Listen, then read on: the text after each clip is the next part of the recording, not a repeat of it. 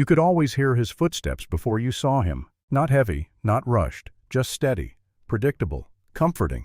Every morning, Officer Raymond Holt walked the same route through our little neighborhood. Same Navy uniform, same calm nod to Mr. Jenkins, who watered his garden at 7:05 sharp. Same warm, "Morning, Miss Alvarez," to the woman who ran the corner bodega. Same stop in front of the playground, even when no kids were there. He walked, not drove, because he said it helped him listen better. "Cars move too fast. You miss things," he once told me, standing by my mailbox with his hands behind his back like a teacher about to give a lesson. "But if you walk, you hear the world speak." To us, he wasn't just the cop on duty. He was the man who fixed Mrs. Carter's front step when her son moved away. The one who carried Mr. Lee's groceries after his stroke. The one who taught our kids to ride their bikes and patched their scraped knees when they fell. The one who stayed after his shift just to walk old Mrs. Graham home from church because she didn't like the dark. He didn't have to do those things. No one paid him extra. But he did them anyway, because Raymond Holt didn't wear a badge to show power. He wore it to remind us someone was always watching, not with suspicion, but with care. He never raised his voice, never talked down to anyone. But if someone in the neighborhood needed help, no matter how small, you could bet he'd show up, quietly, fully, kindly. That's who he was, and none of us knew just how much he meant until the day he wasn't there. It was a Wednesday. I remember that because the school buses were late, something about a flat tire, and the kids were still playing outside when they normally wouldn't be. The sun was beginning to dip, casting long shadows across the pavement, but no one had gone inside yet. That's when we heard the shouting. It came from the alley near Monroe's Deli. At first, we thought it was just teenagers arguing, but then a scream, a sharp, terrified cry, tore through the air. People froze. And then, before anyone could even move, he was already running. Officer Holt. He had been talking to little Benji Thomas about his science project, but the second that scream hit the air, he took off like a spark across dry leaves. We all followed, not because we thought we could help, but because we couldn't bear not to know. By the time we reached the alley, it was over. Officer Holt stood between a man, tall, angry, drunk, and a child. 8-year-old Mia Vasquez, her backpack torn, face streaked with tears. The man had a broken beer bottle in his hand. Holt had a gash across his left arm, bleeding through his uniform sleeve, but he was calm, unshaken, his voice low, firm. "Step back, the girl is safe, I won't ask again." Backup arrived minutes later, but he had already disarmed the man, shielded Mia with his own body, talked him down without violence. When the ambulance came for him, he waved it off at first. "Tend to her first," he said, nodding to Mia. "She's the one who needs comfort." That night, the whole block stayed up. Neighbors left casseroles and get-well cards on his porch. Kids drew chalk hearts on the sidewalk outside his home. Someone printed a banner, "Thank you for never hesitating." The thing is, he never once mentioned the pain, never made a fuss, just said, "I was in the right place." That's all. But we knew. He didn't just protect our streets. He protected our children, our trust, our sense that someone good still walked among us, not out of duty, but out of heart. After the alley incident, we knew he wouldn't let us fuss over him. He didn't want ceremonies, didn't believe in medals, said those things were for real heroes. But what do you call a man who runs straight into danger to save a child? What do you call someone who shovels your driveway without asking, walks your dog when you're in the hospital, checks on your grandmother because he just had a feeling? We called him ours, and we decided to thank him in the only way he'd never expect, by doing something he couldn't stop. It started with Mrs. Alvarez from the bodega. She told the Vasquez family we should do something for him, something real. Mr. Jenkins added, "Not just thank you cards, let's make it permanent." We formed a group chat called Project Holt. The plan? To secretly raise funds and build something in the park he always paused at. The one where he'd tighten the swings and pick up trash, even on his days off. We wanted to name the new playground after him. Not in the fancy plaque on the wall kind of way, but in the kind that says, "You matter here. You changed things." We worked fast. Teenagers helped repaint the fence. Local businesses chipped in. A retired carpenter built new benches. One mom designed a mural with the kids' handprints spelling out, "Thank you, Officer Holt." And right at the entrance to the playground, we placed a wooden sign carved with care. Holt's Haven, a place watched over with love. We timed the reveal for his next day off. Told him we were having a neighborhood cleanup picnic. He showed up, as always, in full uniform, holding 2 garbage bags and a thermos. And when he turned the corner, the look on his face, I'll never forget it. He stopped in his tracks, hands still holding the bags, eyes wide, then glassy, like his heart hadn't quite caught up to what he was seeing. We all clapped. Kids ran up and hugged him. Someone handed him a microphone, but he just shook his head, overwhelmed. Finally, he cleared his throat and said, You didn't have to do this." Mr. Lee stepped forward with his cane and replied gently, "That's why we did." The sun was just beginning to set behind the row of townhouses when the crowd slowly drifted away from the park. The ribbon had been cut. The sign stood proud. Kids laughed on the swings Officer Holt had once tightened himself. But he stayed behind. He stood near the mural of handprints, fingers brushing gently over the painted names. Then, without a word, he sat on one of the new benches, alone for the first time that day. I hesitated, then joined him. It was quiet between us for a while, just the creak of chains on swings and the rustle of wind through leaves. Then he spoke. "You know, I wasn't always like this." He looked down at his hands, noticing perhaps the calluses earned from more than just holding a badge. "When I was young, I lived in a neighborhood like this. Small, familiar, except no one smiled at the officer on our street. He didn't know our names. He didn't walk the block. He just drove through, like we were something to be watched, not someone to be known." His voice tightened. "I remember one night, I was 9, my mom collapsed in the kitchen. Heart problem. I called 911, panicking, told them where we lived. You know what the dispatcher said? 'Hold on, someone will get there when they can.' Took 20 minutes. He swallowed hard. When the officer finally showed up, he didn't ask if I was okay. Didn't even look me in the eye.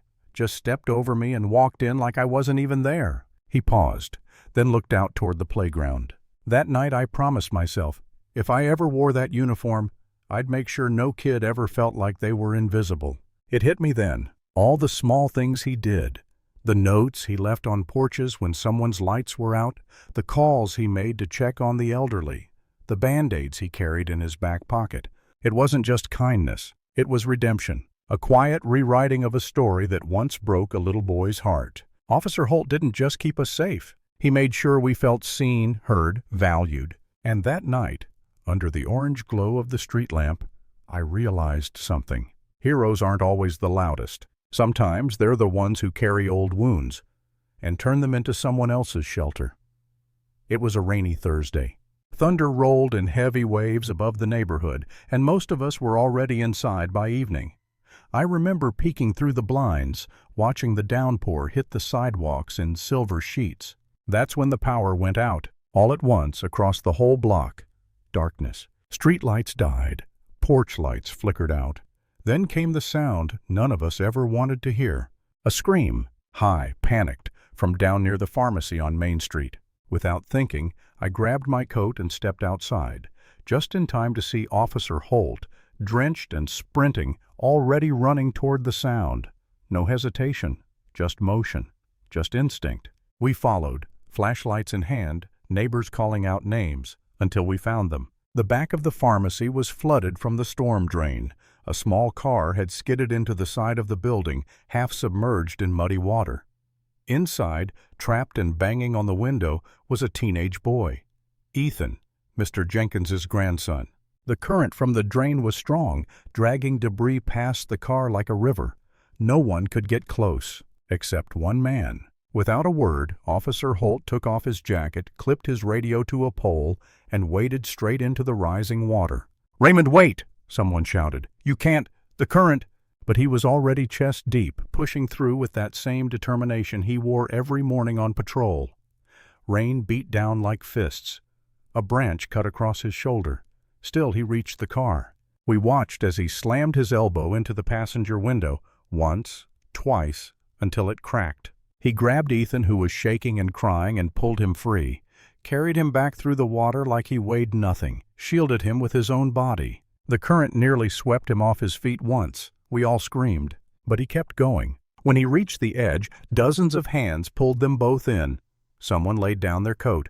Someone else called the paramedics. Ethan was okay, but Officer Holt wasn't. The gash on his arm had reopened. He was pale, shaking, still smiling, but faintly. "He's safe," he said, barely audible. "That's what matters."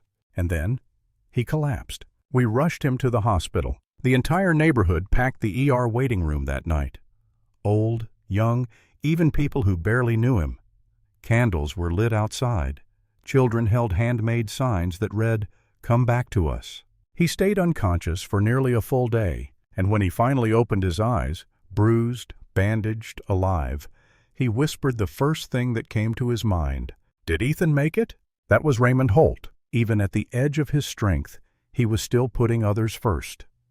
3 weeks after the flood, Officer Holt was finally allowed to come home.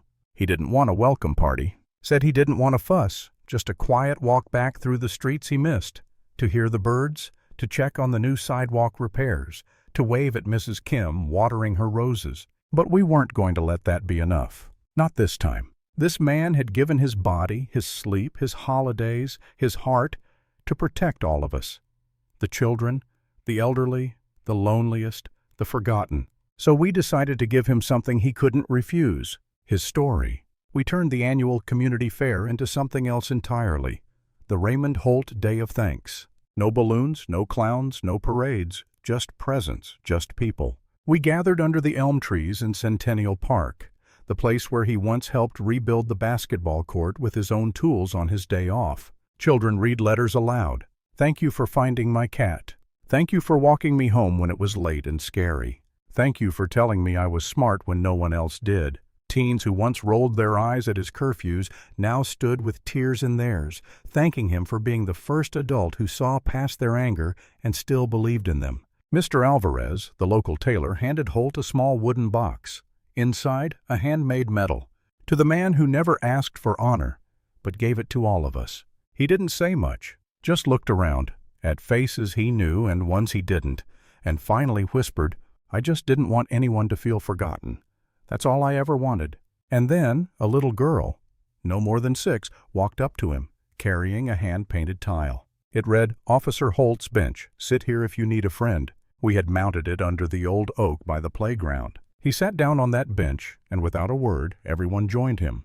Not physically, but by spirit.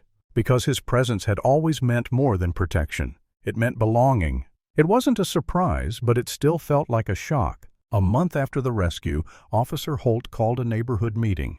Not at City Hall, not even at the precinct, but in the community garden he helped plant. We all came, old friends, new neighbors, shop owners, school kids, everyone who had ever whispered, "He helped me once." He stood in front of us, still in uniform, but without his patrol belt.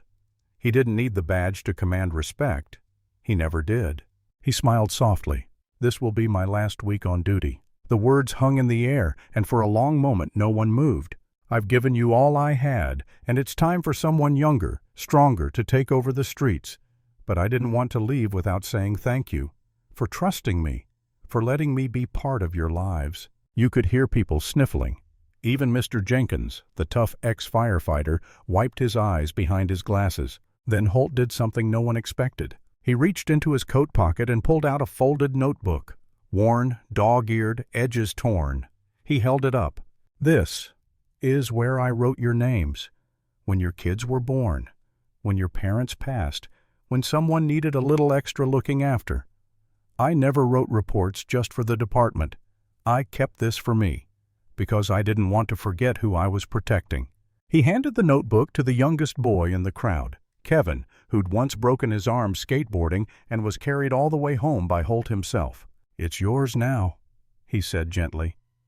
"Pass it along to whoever watches this neighborhood next, so they know.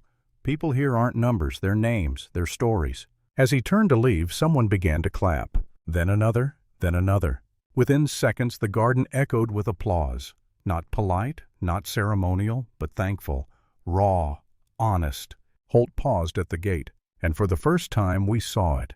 Not just the strength in his shoulders, but the weight he'd been carrying all these years. And the moment he let it go. That evening, the city officially renamed the park Raymond Holt Square. A bronze statue was placed near the bench with the tile. Officer Holt, not standing with a gun or baton, but kneeling to tie a child's shoe, the way we remembered him best. And today, every year on that date, we gather. We light candles. We share stories. We read new letters left on the bench. Because though his shift may be over, his watch never really ended. Not in our hearts, not in our homes, not in the streets he once walked, where we still hear the echo of his footsteps, calm and steady, whispering, "You are seen. You are safe. You are not alone."